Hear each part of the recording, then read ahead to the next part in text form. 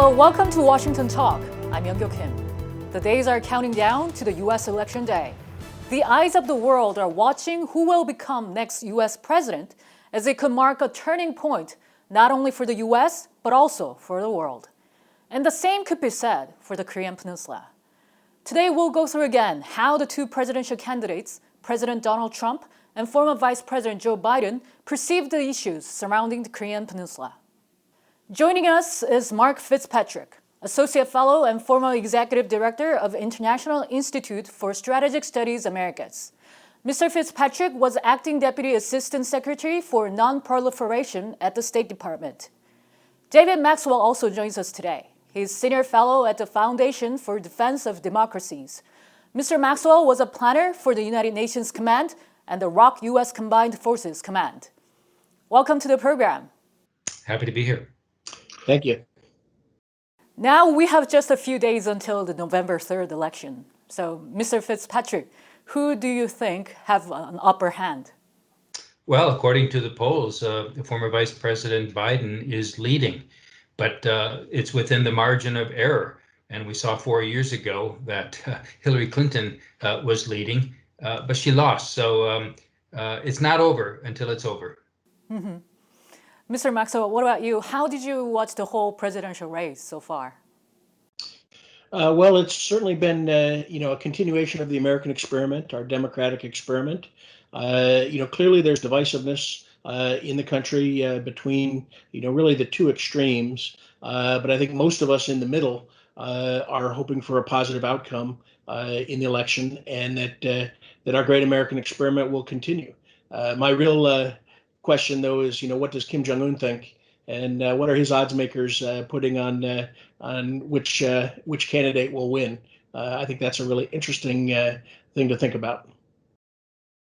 President Trump and former Vice President Biden show a stark contrast in their views on North Korea and its leader Kim Jong-un. And of course, President Trump was very distinctive in his top-down approach towards North Korea. Mr. Maxwell, what were the gains and losses in this approach? President Trump and Kim Jong-un have been practicing what I like to call unconventional, experimental, top-down, and pen pal diplomacy. Clearly, this is the way Kim Jong-un operates from the top down, and I think President Trump was very comfortable with that.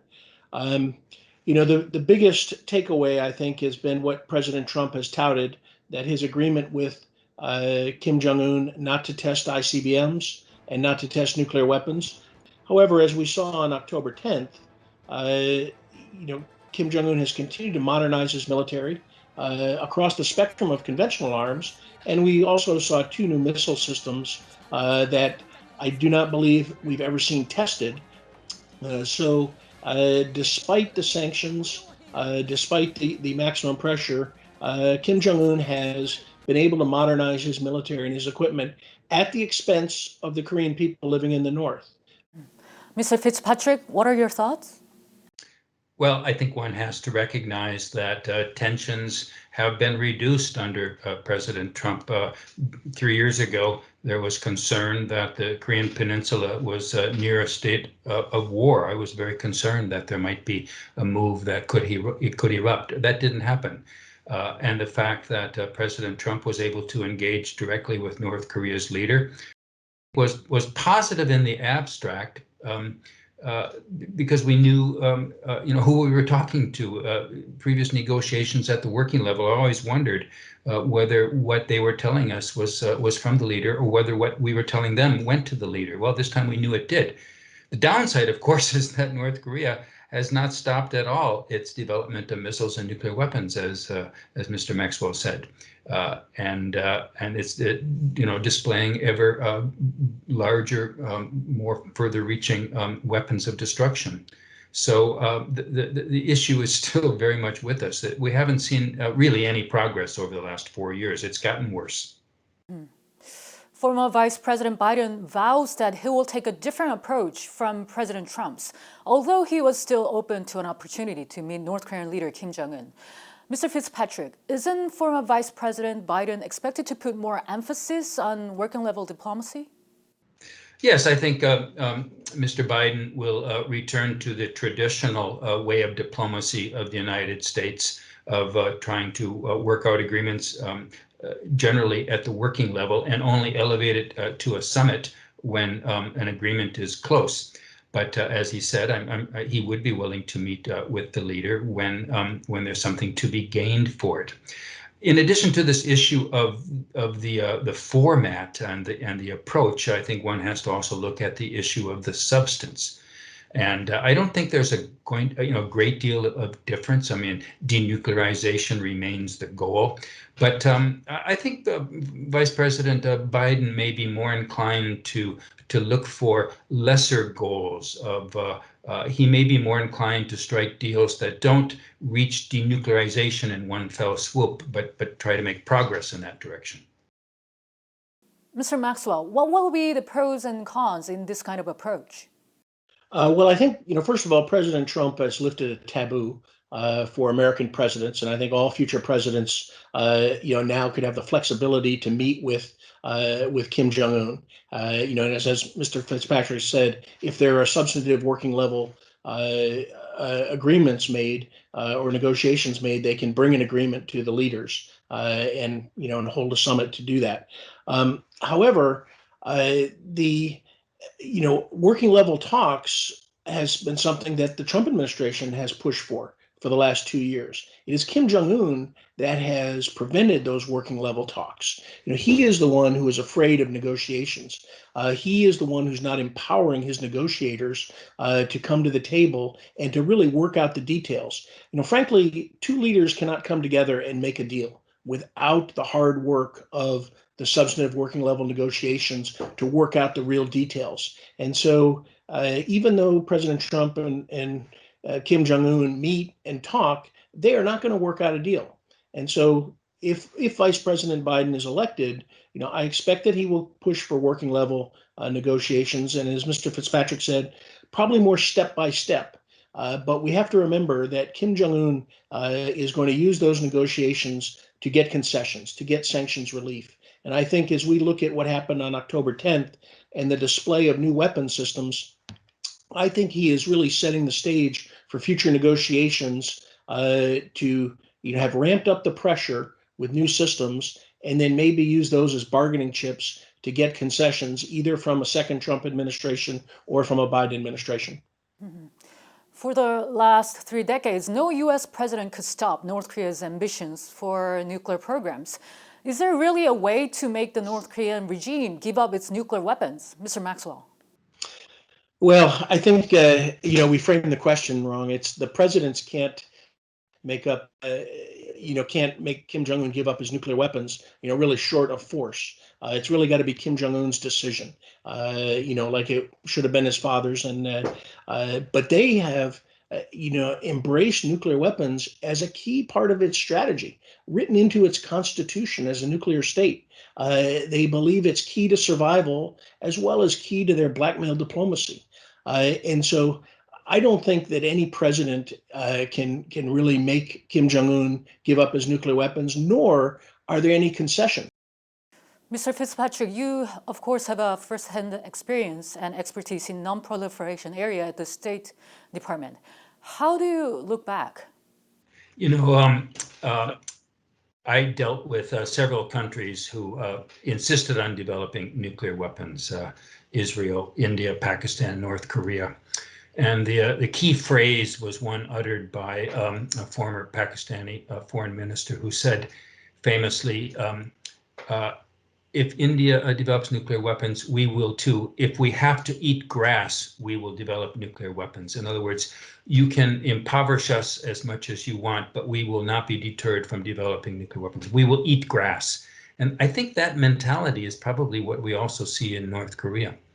So I agree with Mr. Maxwell. If North Korea insists that nuclear weapons are the key to its survival of its regime, then the only solution is a change of regime. I don't advocate external forces to change the regime in North Korea. I think it has to come indigenously from the North Korean people. But I think that is, in the long term, the only solution to all of the problems that North Korea poses. I had one caveat. I'm not entirely sure that I'm correct. And maybe, just maybe, the current North Korean leader or some other North Korean leader might recognize that nuclear weapons cannot save the regime from its own people, as Mr. Maxwell said, and that there may be, economic development is the way to save the regime. Maybe they might come to that realization, and if so, we should continue to make that offer clear to them. Then what is your advice for the next administration in this regard, Mr. Fitzpatrick? Well, I would say, you have to keep denuclearization as the goal. It's vital to America's alliance relationships with South Korea and with Japan, and it's vital to the long-term stability of the region. But while keeping denuclearization as the goal, don't forego lesser goals. And if you can get a closure of Yongbyon, then go for it. It's not the solution to ending all of North Korea's nuclear program, but it's a big part of it. Try to get it. See what kind of a medium a deal you can work out, or a lesser deal, a deal about transparency. There are several steps that one could possibly reach as North Korea insists that it won't give up its nuclear weapons, but it might be willing to bargain away some of it, and I think it may be worthwhile to do that. Mr. Maxwell, what would you advise? Well, first of all, I agree with much of what Mr. Fitzpatrick said. One thing I think, though, is key is that whatever happens on the future on the Korean Peninsula in the future, it's got to rest on a solid foundation of the ROK-US alliance, as well as the US-Japan alliance as well. So our alliances are really key to supporting diplomacy in the long run. And so it's really important that we strengthen and sustain our alliances. I agree with negotiation with North Korea, engaging them, but we must do it from the understanding that North Korea is conducting their own form of political warfare. I like to call it the long con. They've been masterful at getting something for nothing. And so when we make agreements, we really need to understand how North Korea is trying to exploit that. And of course, their first and foremost primary concern is getting sanctions relief. And so we have to be very careful about making an agreement that would include sanctions relief and in return for, some step, maybe Yongbyon. When dealing with North Korea, human rights issues are often put on the back burner. The Trump administration has become rather cautious about raising the issue with North Korea after President Trump started directly engaging with North Korean leader Kim Jong-un. Did this approach help making any progress in denuclearizing North Korea, Mr. Maxwell? No, I don't think so. And I think it's a mistake to not use a human rights upfront approach. I think President Reagan did that with the Soviet Union, and we should not be afraid to address human rights. Human rights is a moral imperative, but it's also a national security issue because Kim Jong-un denies the human rights of the Korean people in the North to ensure his survival. And whenever we address nuclear weapons, it reinforces the legitimacy of the regime. But when we address human rights, it undermines the legitimacy of the regime. And in fact, Kim Jong-un is very afraid when we bring up human rights and when the international community brings up human rights. And most recently, there was a report that South Korea may not co-sponsor this year's UN resolution condemning North Korea's human rights violation. If South Korea doesn't co-sponsor this year, it'll be 2 years in a row that South Korea refrains from being involved with the UN resolution. Mr. Fitzpatrick, have we achieved anything from this kind of approach? Oh, I think clearly we haven't. North Korea's human rights record remains abysmal. I haven't seen any improvement in their treatment of their own people. And nor have we seen that North Korea has made any progress toward denuclearization or toward lessening its military posture. So these gestures made by South Korea, it's understandable, but they haven't achieved anything. So I agree with Mr. Maxwell, and I like the example he raised of President Reagan. Throughout the Cold War, the United States negotiated arms control agreements with the Soviet Union. They were just focused on the nuclear and the missile issues. They didn't bring human rights into the negotiation, but on a separate track, President Reagan was very firm about denouncing Soviet human rights violations. And I think that's the way to go with North Korea. You try to negotiate on the nuclear front. Meanwhile, you don't let up on pointing out the flaws in the system and the human rights violations. And what I'm going to ask you now should not be neglected, but rather given utmost priority, the U.S. relationship with its ally, South Korea. How are the two presidential candidates different in their views towards allies? Mr. Fitzpatrick first. On this one, they're night and day different.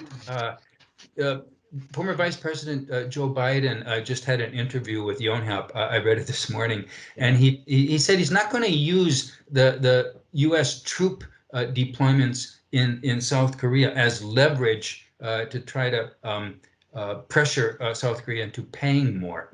In effect, he's going to treat South Korea like the ally, respectable ally that it is, and treat them with respect.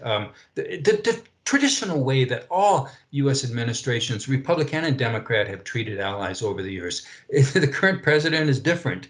He has a transactional approach to everything, including the security commitments of the United States.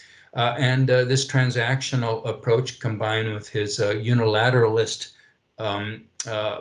mentality, creates real potential for strain in the alliance. And Mr. Maxwell, the U.S. and South Korea always ensure that the two countries stay in lockstep. Will this be maintained no matter who becomes the next president? Yes, I think it's in the interest of both countries to maintain the strong alliance.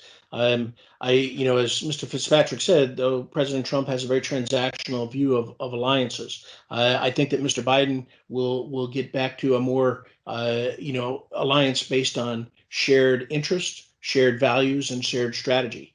And it's really the shared values that I think is really key because, although we focus on the nuclear problem in North Korea, really on the peninsula, it's an ideological war. It's a choice for the 85 million, Korean people on the entire peninsula. What values do they want to live by? The shared ROC U.S. values of freedom and individual liberty and liberal democracy, free market economy, rule of law, and human rights? Or is it the values of Kim Il-sung and Kim Jong-il and Kim Jong-un, Kim Il-sungism, Juche, Songbun, the social classification system, Songun, military first policy, and the denial of human rights to keep Kim Jong-un in power. And so that's really the choice for all the Korean people. And that should be underlying, the way forward, because choosing those values means that eventually there's going to be a unified Korea, and it should be a united Republic of Korea, which is the only way we're going to see an end to the nuclear program and the crimes against humanity being committed in North Korea every day. The clock is ticking down and the U.S. presidential election day is looming. President Trump and former Vice President Biden offer two very different visions of how the U.S. will interact with other countries. And who wins the November 3rd election will largely shape the future place of the United States in the world. Mr. Fitzpatrick and Mr. Maxwell, thank you so much for being with us today. Really happy to be here, and I think this was a great discussion. Dave and I come from different parts of the political spectrum, but we really agree on policy toward North Korea and what has to change. And Mr. Maxwell? Yes, I agree with Mark. I think that, we both focus on denuclearization and human rights, but really, I think we agree that there's got to be change on the Korean Peninsula. And ultimately, the only way that we're going to see an end to the nuclear program and the crimes against humanity that are being committed every day against the Korean people in the North is through unification and a united Republic of Korea. And that does it for this week's Washington Talk from Voice of America. Please join us again next week for more analysis.